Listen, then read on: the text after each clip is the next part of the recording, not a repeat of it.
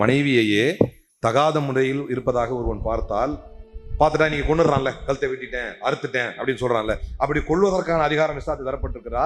அப்படி கொண்டுட்டு அல்லாத ஏத்துக்குவானா? ஒருபோதும் கிடையாது.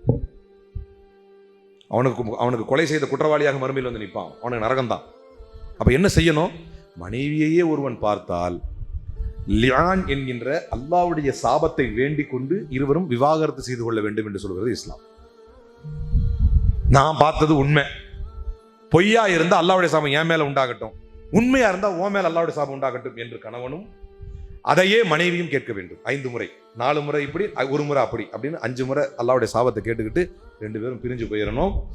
உண்மையிலேயே அந்த பெண் தவறு செய்திருந்தால் அதை பார்க்கும் பொறுப்பை அல்லாஹ் ஏற்கிறான்னு சொல்ற அளவுக்கு ஒரு பெண்ணுடைய கற்பின் மீதும் ஒழுக்கத்தின் மீதும் பேசுவதை முஸ்லிம் சமூகம் இவ்வளவு கவனமாக இருக்க வேண்டும் என்று சொல்லப்பட்ட மார்க்கம் இந்த மார்க்கம். காரணம் என்ன?